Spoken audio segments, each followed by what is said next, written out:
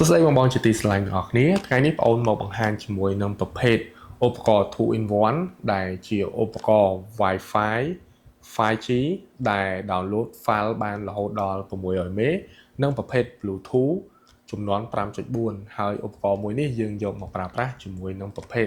desktop ដែលគ្មាន Wi-Fi និង Bluetooth អញ្ចឹងថ្ងៃនេះបងប្អូននឹងបង្ហាញពីរបៀបដំឡើងនិងប្រើប្រាស់ជាមួយនឹង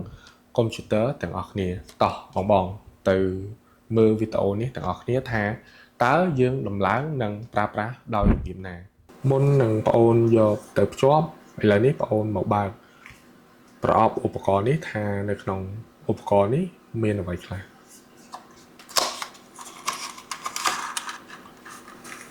នេះចំពោះឧបករណ៍នេះភ្ជាប់មកជាមួយនឹង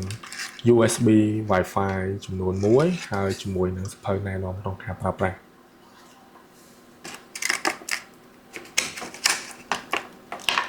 នេះជា USB Wi-Fi ដែលវាបានដាក់មកជាមួយនឹងឈ្មោះថា driver free Bluetooth Wi-Fi 6 Bluetooth បូកជាមួយនឹង AX 900ហើយនេះជា USB Bluetooth និង Wi-Fi តោះយើងទៅភ្ជាប់ទាំងអស់គ្នានេះជាកុំព្យូទ័រដែលបងអូនយកមកភ្ជាប់ជាដំបូងយើងត្រូវយក USB Wi-Fi និង Bluetooth នេះយកមកដោត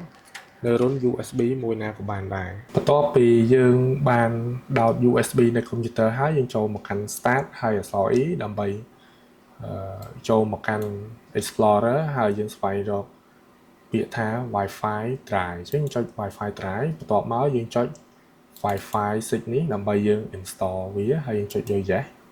បន្ទាប់ពីចុចយក Yes យើងចុចយក install បន្ទាប់ពី install ហើយយើងចុច finish អញ្ចឹងមានន័យថាកុំព្យូទ័ររបស់យើងឥឡូវនេះគឺមាន Wi-Fi និង Bluetooth សម្រាប់ប្រើប្រាស់តោះយើងមកមើលទាំងអស់គ្នានេះវាលោតចេញទាំង Wi-Fi នៅខាងស្ដាំដៃនេះអញ្ចឹងយើងអាចភ្ជាប់ជាមួយនឹង Wi-Fi មួយណា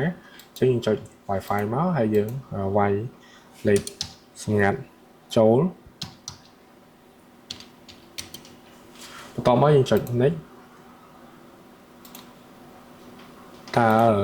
ឧបករណ៍នេះអាចយកមកប្រើប្រាស់ជាមួយ Wi-Fi បានទេនេះបងបានឃើញហើយយើងមានអ៊ីនធឺណិតហើយអញ្ចឹងយើងទៅភ្ជាប់ Bluetooth វិញនេះគឺជាធុងបាសដែលយើងយកមកភ្ជាប់ជាមួយនឹង Bluetooth កុំព្យូទ័រនេះអញ្ចឹងយើងចង់ដឹងថាតើមាន Wi-Fi ទេយើងចុច YouTube មកចង់ដឹងថាមានអ៊ីនធឺណិតអត់អញ្ចឹងណាបង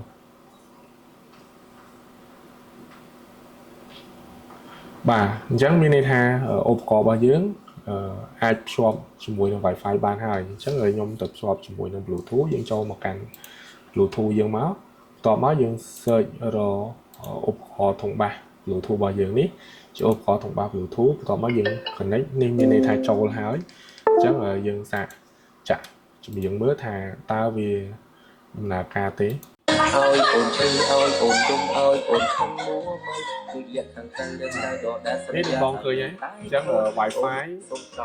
យើងអាចជាប់ជាមួយនឹង Wi-Fi ផងគឺអាចជាប់ជាមួយនឹង Bluetooth ផងអញ្ចឹងបងអាចជាវឧបករណ៍នេះយកទៅប្រើប្រាស់បានបាទអញ្ចឹងបងអូនបញ្ជាក់ថាបើសិនជាបងត្រូវការឧបករណ៍នេះអាចទាក់ទងមកកាន់ Key Shop បាន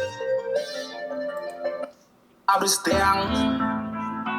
មានតែសម្ពាធគេមិនឲ្យយើងឆ្លៀតបិទភ្នែកបានមួយភាំងជីវិតពិតមិនមែនដូចជីវិត